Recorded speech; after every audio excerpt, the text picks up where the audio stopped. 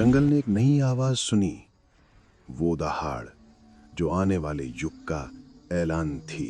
जंगल अब पहले जैसा नहीं रहा। राख से ढका आसमान, टूटी डालियां और मौन में छिपी कहानियां।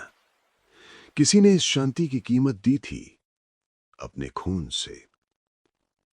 कभी जिसने वफादारी की मिसाल दी थी, आज उसी की कब्र पर जंगल खामोश खड़ा है। मित्र कालेश्वर, तुम्हारा कर्ज इस जंगल के हर पत्ते पर लिखा है। शेरा, उस युद्ध में जिसने जीत दी लेकिन दिल तोड़ गया। राजा होना आसान है पर न्याय करना नहीं, और ये न्याय तो हमारी प्रकृति माता करती है, हम कुछ नहीं कर सकते। नीरजा, जिसकी मुस्कान में जहर और शब्दों में आग थी। निर्जा, तुम यहां कैसे? कुछ नहीं, मैं यहाँ से गुजर रही थी तो आपको देखा तो यहाँ आ गई।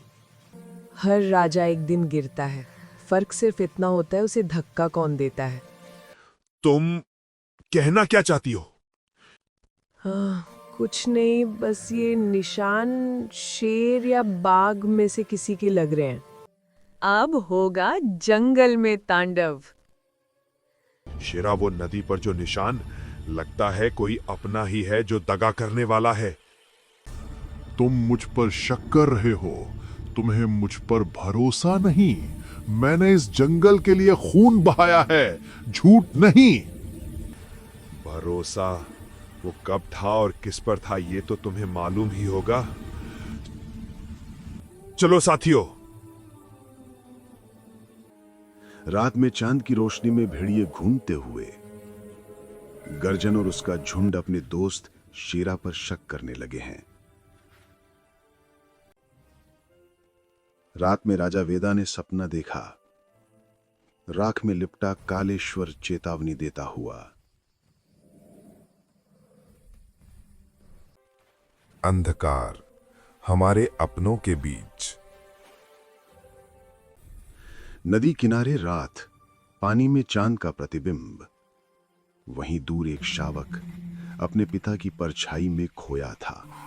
वो था अग्नि, नखराज का बेटा, जो अब अपने भीतर की आग से जलना सीख रहा है। चांदनी में धुआं उठा और उसके बीच सिर्फ एक वचन गूंजा, अग्नि का उदय। जानता है अग्नि, तेरे पिता क्यों मरे?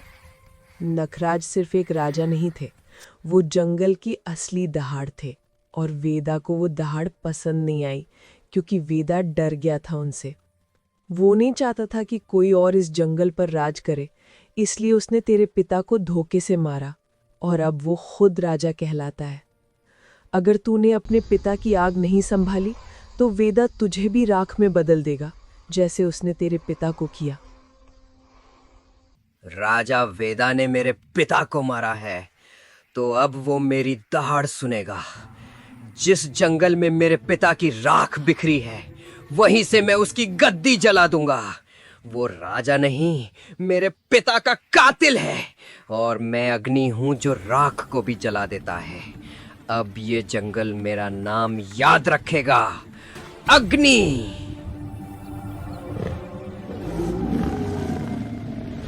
जंगल ने एक नई आवाज सुनी, वो दहाड़ जो आने वाले युग का ऐलान थी।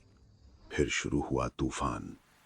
आधे आधे पद चिन्ह, आधे आधे सच, और पूरी तरह टूटा हुआ भरोसा। शेर की वफादारी, राजा का पछतावा, लोमड़ी की साजिश और एक बच्चे की दहाड़। जंगल की कहानी खत्म नहीं हुई है, बस उसका अगला अध्याय जाग चुका है। आगे की कहानी जानने के लिए जुड़े रहिए हमारे साथ। हमारे चैनल को सब्सक्राइब करके